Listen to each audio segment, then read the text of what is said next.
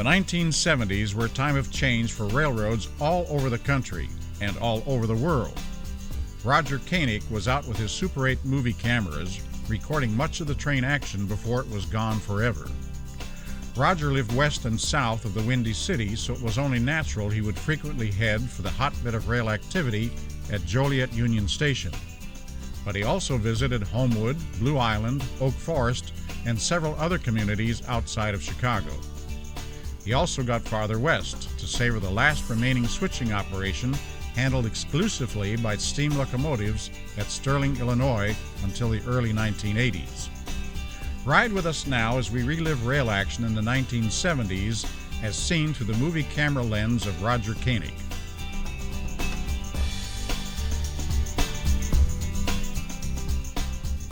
Our rail action starts right away as Roger rides the rear of a Rock Island commuter train as it meets and passes a freight near Joliet.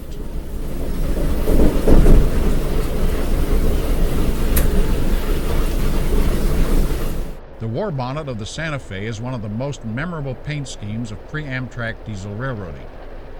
The eastbound Texas Chief bears down on Joliet. What a train, with 5 F units, high-level cars, and a full-length dome car. The Santa Fe ran its passenger trains with pride.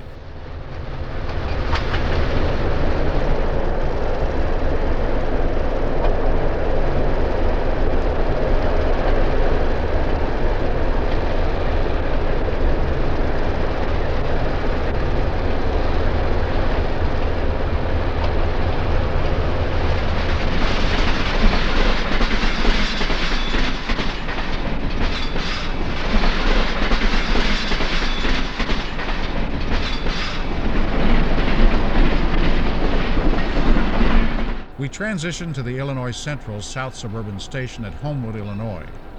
It's September 1971, and Amtrak is 4 months old.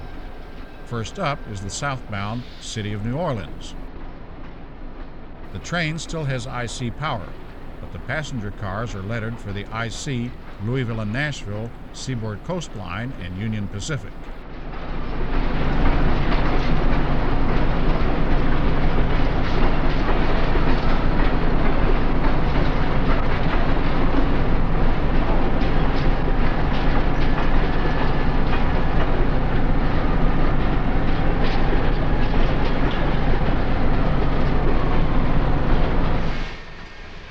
A train of the old 1926 multiple-unit heavyweight electric cars on the IC electric line overtakes the city.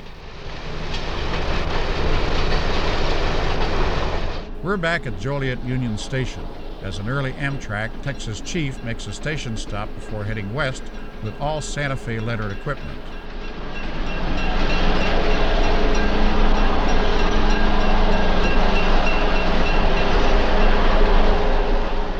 This is the classic Santa Fe just as we would like to remember it, with a war bonnet paint scheme on the point, followed by a long string of stainless steel cars.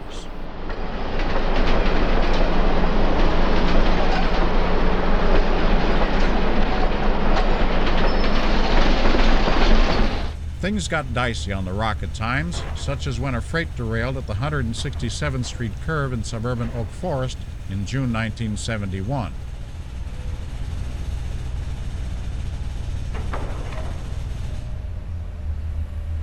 The Joliet station looms on the left as the Rock's westbound Quad Cities arrives behind E8A 652. The engineer waves to Roger. Number 652 was part of the last order of new passenger power for the Rock Island. Numbers 650 through 655 were delivered in February and March 1952.